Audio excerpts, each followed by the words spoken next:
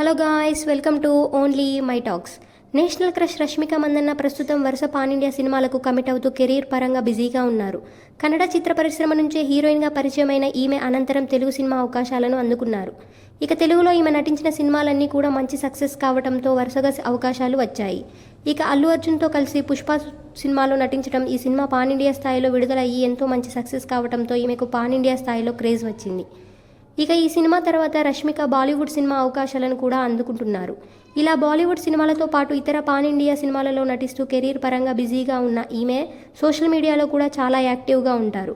ఇక social media వేదికగా తనకు సంబంధించిన అన్ని విషయాలను అభిమానులతో పంచుకొని రష్మిక తాజాగా ఇండస్ట్రీకి వచ్చిన మొదట్లో తాను ఎదుర్కొన్న అవమానాలను తెలియజేస్తూ చేసిన కామెంట్స్ ప్రస్తుతం వైరల్ అవుతున్నాయి. ఈ సందర్భంగా ఒక ఇంటర్వ్యూలో పాల్గొన్నటువంటి రష్మిక కెరీర్ మొదట్లో తాను ఇంకెన్నో అవమానాలను ఎదుర్కొన్నానని తెలిపారు. ఏదైనా సినిమా అవకాశం కోసం ఆడిషన్స్కి వెళ్తే అక్కడ తనని చూసి చాలామంది అవమానించేవారట. నటనకు పనికొచ్చే మొహమేనా నీది, నువ్వు నటనకు పనికిరావు అంటూ చాలా దారుణంగా మాట్లాడేవారు. ఇలా ఆడిషన్స్కి వెళ్ళిన ప్రతిసారి కన్నీటితోనే తిరిగి వెనక్కి వచ్చేదానినని ఈమె తెలిపారు.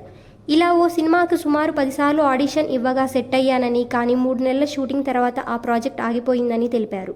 ఇలా ఎన్నో అవమానాలను ఎదుర్కొని అవకాశాలను అందుకొని నటనలో నన్ను నేను మెరుగుపరుచుకుంటూ ఈ స్థాయికి వచ్చానని రష్మిక వెల్లడించారు.